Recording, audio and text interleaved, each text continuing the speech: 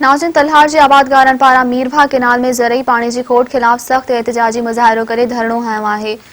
मुतासिर हारनि ऐं ज़मींदारनि आपाशी मलदारनि खिलाफ़ उभ ॾारींदड़ नारा हया आहिनि। वधीक तफ़सील ॾिसूं था जमशेद मल्हा जी हिन रिपोर्ट में। जीअं त नाज़रीन, मीरवा कैनाल में ज़रई पाणी जी खोट खिलाफ़ अॼु समय आबादगारनि ऐं ज़मींदारनि पारां मेन क़ौमी शाहरा ते एहतिजाजी मुज़ाहिरो करे धरणो हयो वियो।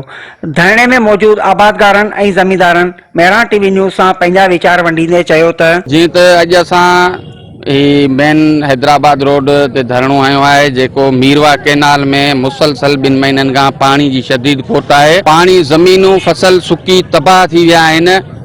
ज़मीनुनि जेतिरो पाणी कोन्हे, पर हाणे माल जे पीअण जेतिरो पाणी कोन्हे। माल ढोर ढगा मिसकीननि जा मरी रहिया आहिनि। असां आला अमलदारनि खां, इरिगेशन तोड़े इंतजामिया डीसी साहब खां ऐं ॿियनि खां असां मुतालबो था कयूं, ख़ुदारा इंसाननि ते रहम करियो। तव्हां ॾिसी रहिया आहियो इरिगेशन जी नाजाइज़ी ज़मींदारनि सां ऐं सिर्फ़ु मामूली करप्शन जे करे असां ज़मींदारनि जे हक़नि ते धाड़ो हयो पियो वञे। अवां ॾिसो, चंद रुपयनि जी लालच में अची करे, चंद रुपयनि जी करप्शन जे करे 2 महीननि खां मीरवा कैनाल जो पाणी बंदि कयो वियो आहे। उन जे बावजूदि असां हिते जाइज़ मुतालबनि जे लाइ हिते जे मक़ामी ज़मींदारनि सां गॾिजी करे ही धरणो हयो आहे। असीं तेसि ताईं न उथंदासीं जेसि ताईं असांजा मुतालबा मञा नथा वञनि।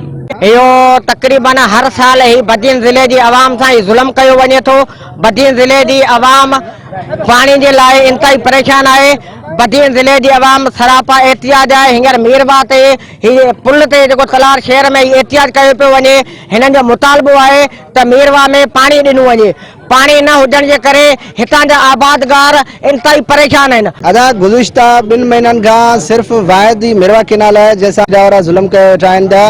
जेके फिलिड कैनाल आहिनि, मुरादवा थी वियो, अहिड़ा ॿिया हुआ थिया, उहे हिन पाणी जी खोट में उहे फुल पिया हुआ आहिनि। जॾहिं त मीरवा कैनाल वाहिद कैनाल आहे जंहिंसां सीधा वारनि जी ऐं जंहिंजे करे उहे 2 महीननि खां पाणी कोन था ॾियनि। आबादगारनि खे लखनि किरोड़नि जो नुक़सान थी रहियो आहे। हुन जाइज़ मुतालबो आहे असां, जंहिंजे लाइ असां इहो धरणो आयो आहे। 2 महीने खां मुसलसल पाणी कोन्हे को, जंहिंमें आबादगारनि जो भिंडी आहे ऐं काफ़ी सारा फसल आहिनि, कणक आहे, उहे सभु नुक़सान थी विया आहिनि। माल पाणी पीअण जे लाइ पाणी कोन्हे को।